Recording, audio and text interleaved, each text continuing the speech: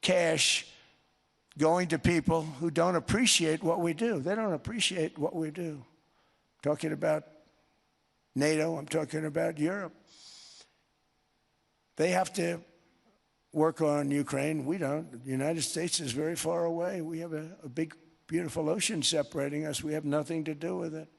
Until I came along, NATO was only supposed to pay 2% of GDP. But they weren't paying, most of the countries weren't paying anything. The United States was paying for virtually 100% of NATO. And I got that stopped. I said, that's not fair. But then, importantly, I got NATO to pay 5%, and now they were paying, and now they are paying. So something nobody said was possible. They said, we will never go up higher than 2%. But they went to 5%, and now they're paying the 5%. They didn't pay the 2%, and now they're paying the 5%. And they're stronger for it, and they have an excellent, by the way, Secretary General, who's possibly in the room. Mark, are you here? Yes, he's here. Hello, Mark. We never asked for anything, and we never got anything. We probably won't get anything unless I decide to use excessive strength and force where we would be, frankly, unstoppable. But I won't do that. Okay? Now everyone's saying, oh, good. That's probably the biggest statement I made, because people thought I would use force. I don't have to use force. I don't want to use force. I won't use force. All the United States is asking for is a place called Greenland, where we already had it, as a trustee, but respectfully returned it back to Denmark not long ago after we defeated the Germans, the Japanese, the Italians, and others in World War II. We gave it back to them. We were a powerful force then, but we are a much more powerful force now after I rebuilt the military in my first term and continue to do so today. We have a budget of $1.5 trillion. We're bringing back battleships. Battleship is 100 times more powerful than the great battleships you saw in World War II, those great, big, gorgeous ships, the Missouri, the Iowa, the Alabama. Because I thought maybe we could take them out of mothballs. They said, no, sir, these ships are 100, think of that, 100 times more powerful than those big, magnificent pieces of art that you saw so many times ago, that you still see on television, and you say, wow, what a force. 100 times, each ship 100 times more powerful than the big battleships of the past. So that was the end of the mothball story. So what we have gotten out of NATO is nothing except to protect Europe from the Soviet Union and now Russia. I mean, we've helped them for so many years. We've never gotten anything. Except we pay for NATO. And we paid for many years until I came along. We paid for, in my opinion, 100% of NATO because they weren't paying their bills. And all we're asking for is to get Greenland, including right title and ownership, because you need the ownership to defend it. You can't defend it on a lease. Number one, legally it's not defensible that way, totally. And number two, psychologically, who the hell wants to defend a license agreement or a lease, which is a large piece of ice in the middle of the ocean where if there is a war, much of the action will take place on that piece of ice. Think of it. Those missiles would be flying right over the center of that piece of ice. All we want from Denmark for national and international security and to keep our very energetic and dangerous potential enemies at bay is this land on which we're going to build the greatest golden dome ever built. We're building a golden dome that's going to, just by its very nature, going to be defending Canada. Canada gets a lot of freebies from us, by the way. They should be grateful also, but they're not. I watched your Prime Minister yesterday. He wasn't so grateful. But they should be grateful to us. Canada lives because of the United States. Remember that, Mark, the next time you make your statements. What we did for Israel was amazing.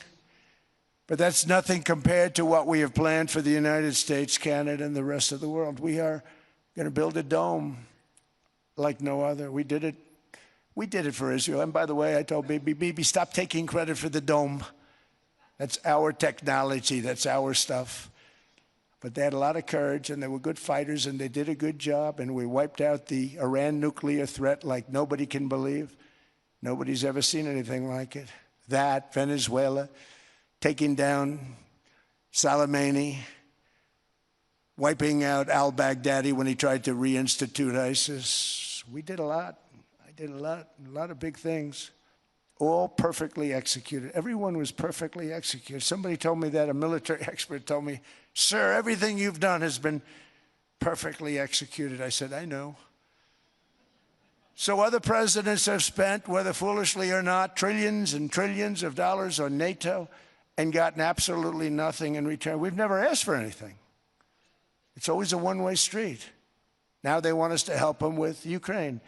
And we say, we're going to. I'm really helping, not even them. I want to see, last week, if you saw, it was 10,000 soldiers, but last month it was 31,000 soldiers died. 31,000. That's this room times, the number of people in this room times 30. Think of it. 30,000 soldiers died in 1 month. The month before it was 27,000. The month before that it was 28,000. The month before that it was 25,000. It's a bloodbath over there. And that's what I want to stop. It doesn't help the United States, but these are souls. These are young people. Look like you, look like some of you right in the front row. They go to war. Their parents are so proud. Oh, there he goes, comes back. 2 weeks later, they get a call, your son's head's been blown off. I want to stop it. It's a horrible war. It's the worst since World War II. They keep going, they'll exceed World War II. The numbers are staggering, how many people they've lost. They don't want to talk about it. Ukraine and Russia lost just tremendous amounts. And I'm dealing with President Putin, and he wants to make a deal, I believe. I'm dealing with President Zelensky, and I think he wants to make a deal. I'm meeting him today. He might be in the audience right now. But they got to get that war stopped because too many people are dying, needlessly dying. Too many souls are being lost. It's the only reason I'm interested in doing it. But in doing it, I'm helping Europe, I'm helping NATO, and I've until the last few days when I told them about Iceland, they loved me. They called me daddy, right, last time. A very smart man said, he's our daddy. He's running it. I was like running it. I went from running it to being a terrible human being. But now what I'm asking for is a piece of ice, cold and poorly located, that can play a vital role in world peace and world protection. It's a very small ask compared to what we have given them for many, many decades. But the problem with NATO is that we'll be there for them 100%. But I'm not sure that they'd be there for us. If we gave them the call, gentlemen, we are being attacked. We're under attack by such and such a nation. I know them all very well. I'm not sure that they'd be there. I know we'd be there for them. I don't know that they'd be there for us. So with all of the money we expend, with all of the blood, sweat, and tears, I don't know that they'd be there for us. They're not there for us on Iceland, that I can tell you. I mean, our stock market took the first dip yesterday because of Iceland. So Iceland's already cost us a lot of money. But that dip is peanuts compared to what it's gone up. And we have an unbelievable future in that stock. That stock market is going to be doubled. We're going to hit 50,000, and that stock market's going to double in a relatively short period of time because of everything that's happening. But this is a good example. After giving NATO and European nations trillions and trillions of dollars in defense, they buy our weapons. We make the greatest weapons in the world, but now we're going to make them faster, much faster. You saw that. I put a cap on the salaries, and I put no buybacks, no stock buybacks, no various other things that they were doing. I mean, they were making $50 million, but it would take them 3 years to give you a Patriot missile. I said, that's not good. My chauffeur can do a better job than that, and he makes slightly less than 50. They make big salaries. If they're going to make those big salaries, they're going to have to produce a lot faster. The good news is we have the greatest equipment in the world. Now we're going to start making it a lot faster. They're going to build additional plants. And all of the money that goes into stock buybacks is going to go into building plants. We're not allowing stock buybacks by defense companies any longer. They're going to build new plants to make Tomahawks, Patriots. We have the best equipment, F-35s. F-47, the new one just coming out. They say it's the most devastating plane, fighter jet ever. Who knows? They called it 47. If I don't like it, I'm going to take the 47 off it. I wonder why they called it 47. We'll have to think about that. But if I don't like it, I'm going to take that 47 off. But it's supposed to be the Stage 6. It's supposed to be the first Stage 6 plane, undetectable, like our B-2 bombers were undetectable. They flew right over Iran. They were undetectable. And they did their job, and they got the hell out of there. So we want a piece of ice for world protection, and they won't give it. We've never asked for anything else, and we could have kept that piece of land, and we didn't. So they have a choice. You can say yes, and we will be very appreciative, or you can say no, and we will remember. A strong and secure America means a strong NATO, and that's one reason why I'm working every day to ensure our military is very powerful, our borders are very strong, and above all, our economy is strong because national security requires economic security and economic prosperity, and we have the greatest that we've ever had. Biden and his allies destroyed our economy and gave us perhaps the worst inflation in American history. They say 48 years, I say forever, but I think 48 years is the equivalent to forever. Whether it's 48 years or ever, it's terrible, costing the typical family $33,000. What they did to this country should never, ever be forgotten. It's early. But he has to be rated as the worst president we've ever had by far. The auto pen did much of the damage. The auto pen, he was the auto pen president. Because I don't believe a sane president would have ever signed the kind of things that he signed. But now grocery prices, energy prices, airfares, mortgage rates, rent, and car payments are all coming down, and they're coming down fast. We inherited a mess, but we've done a hell of a job in 12 months. Under my most favored nation policy for drug prices, the cost of prescription drugs is coming down by up to 90%, depending on the way you calculate. You could also say 5, 6, 7, 800%. There are two ways of figuring that. But we have a favored nations policy that every president wanted, no president was able to get. I got it, and other nations approved it. And I had to use tariffs in order to get it because they said, no way.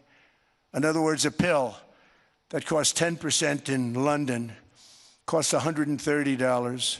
Think it costs $10 in London, costs $130 in New York or in Los Angeles. And I'd say, boy, that's bad. Friends of mine would say, you know, we go to London, you can buy the stuff for nothing. We go all over the world, we can buy it for nothing. Because basically America was subsidizing every nation in the world because presidents allowed them to get away with it. It became very tough. So when I called up Emmanuel Macron, I watched him yesterday with those beautiful sunglasses. What the hell happened? But I watched him sort of be tough. But he was at $10 for a pill. And I said, Emmanuel, and I have all the big pharmaceutical companies are in total agreement. It wasn't easy, by the way. They're tough, smart. They've been getting away with this scam for a long time. But they gave it up. But they said, you'll never get the countries to approve it. I said, why is that? Because they won't. They always said, we're not paying any more. Get the rest for the United States. So over the years, they stayed the same. We just went up, up, up. And I mean, we would pay 13, 14, 15 times more than some certain countries would. So I said, no, they'll approve it 100%. Sir, you'll never get them to approve it. I said, I guarantee you. But I actually started with Emmanuel, who probably is in the room too. And I like him. I actually like him. Hard to believe, isn't it? And I said, Emmanuel, you're going to have to lift the price of that pill to $20, maybe $30. Think of that. That means it's a doubling of prescription drugs. Might be a tripling, might be a quadrupling. It's not easy. No, no, no, Donald, I will not do that. I said, yes, you will, 100%. He said, no, no, no. You're asking me to double. I said, Emmanuel, you've been taking advantage of the United States for 30 years with prescription drugs. You really should do it, and you will do it. I have no doubt.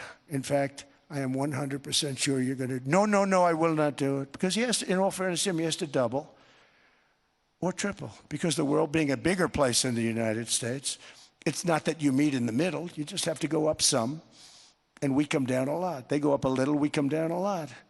So we're at $130, they're at 10. So they may have to go to 20 or 30. No more than that. I said, Emmanuel, you're going to be doubling or tripling? No, no, no. I said, here's the story, Emmanuel. The answer is you're going to do it fast. And if you don't, I'm putting a 25% tariff on everything that you sell into the United States and a 100% tariff on your wines and champagnes. And that's about 10 times more than what I'm requesting. And you're going to do it. I don't want to go public with it, but you may make me do that. No, no, Donald, I will do it. I will do it. It took me, on average, 3 minutes a country, saying the same thing. You will do it. They all said, no, no, no, I will not do it. You're asking me to double the cost of prescription. I said, that's right, because you've been screwing us for 30 years. And they said, we will not do it. I said, that's all right. On Monday morning, we're putting a 25, 30, 50. I gave different numbers for different countries. This is also national security we're talking about. Not fair. We're not going to subsidize the whole world. And every one of those countries have agreed to do it. So one of the biggest things that I've done is the fact that we have now most favored nation. We will pay whatever the lowest price is in the entire world. So our drug prices are going to be coming down by staggering 90%. Again, you could say 1,000%, 2,000%. Depends on the way you want to figure it. But we'll go with the way the fake news likes it better because it sounds, can you imagine a 90% reduction sounds much worse. But drug prices are going to be coming down tremendously in all the nations, and I appreciate them doing it. But they did it, in all fairness, without tariffs, I wouldn't have been able to get it done. After declining $3,000 under Biden, real incomes are up in the United States by $2,000, $3,000, and even $5,000 and more. Home ownership has always been a symbol of health and vigor of American society, but that goal fell out of reach for millions and millions of people in the Biden era because interest rates went up so high. Today, I'm taking action to bring back this bedrock of the American dream. In recent years, Wall Street giants and institutional investment firms, many of you are here, many of you are good friends of mine, many of you are supporters. Sorry to do this to you, I'm so sorry. But you've driven up housing prices by purchasing hundreds of thousands of single-family homes, and it's been a great investment for them. Often as much as 10% of houses on the market. You know, the crazy thing is a person can't get depreciation on a house, but when a corporation buys it, they get depreciation. Okay, that's something we're going to have to think about too. I don't know if too many people think about that. You buy a corporation, they buy 500 houses, they buy hundreds of thousands, they buy 500 houses, they can take depreciation. A person sweats and works and buys one house, they can't. But homes are built for people, not for corporations, and America will not become a nation of renters. We're not going to do that. That's why I have signed an executive order banning large institutional investors from buying single-family homes. It's just not fair to the public. They're not able to buy a house. And I'm calling on Congress to pass that ban into permanent law, and I think they will. One of the biggest barriers to saving for a down payment has been surging credit card debt. The profit margin for credit card companies now exceeds 50%, one of the biggest. And they charge Americans interest rates of 28%, 30%, 31%, 32%. Whatever happened to usury? So to help our citizens recover from the Biden disaster, all caused by this horrible president, just horrible president, I'm asking Congress to cap credit card interest rates at 10% for 1 year. And this will help millions of Americans save for a home. They have no idea they're paying 28%.